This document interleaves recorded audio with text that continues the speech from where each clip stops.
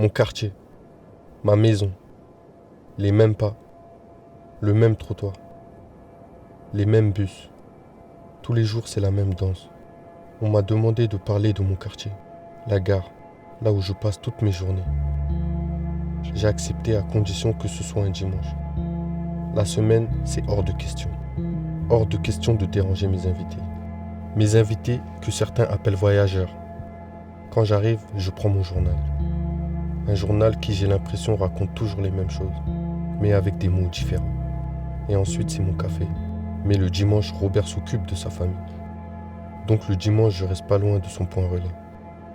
Et ça me permet de croiser mes invités et de donner un coup de main si besoin. J'aimerais vous dire que ces gens prennent les transports pour contribuer à l'écologie, à un meilleur monde. Mais la plupart n'ont pas le choix. Dans la pauvreté, il y a du bon. Les quais de la gare, c'est un peu comme mon salon. Ces trains qui s'arrêtent et qui partent. Ils ont une âme, ces trains. En tout cas pour moi. Et il y a ceux qui passent et qui ne s'arrêtent jamais, tel un coup de vent. Un train peut cacher un autre train. Et des siestes prolongées peuvent cacher des rêves pas encore réalisés. Mais ma réalité, c'est parfois d'apporter quelque chose. Quelque chose que la gare ne peut pas encore apporter. 170 ans que cette gare existe, et ils vont enfin mettre un fucking ascenseur. J'en ai porté des valises, des poussettes, des sacs de riz, peut-être même des cadavres sans le savoir. J'ai vu des hommes, des femmes, des transsexuels, des on sait pas trop. Mais malheureusement, jamais de personnes en fauteuil roulant.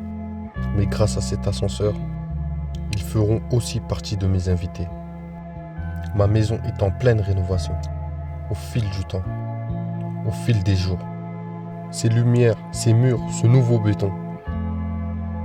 Alors la transition de la ville, de la région, du pays ou de la nature, j'en sais trop rien. Je sais qu'ils sont en train de rendre mon quartier beaucoup plus beau.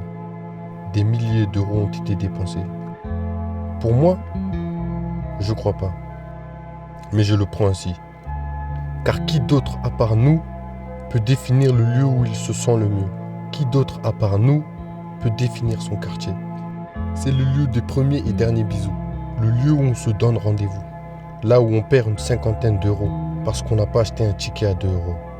Là où ceux qui sont en retard n'hésitent pas à prendre tous les risques pour sauter dans leur train. C'est mon quartier. Je me le suis approprié. Je l'appelle la gare. Alors cette question revient sans cesse. Pourquoi je ne pars pas? Pourquoi ne prendrais-je pas un de ces trains?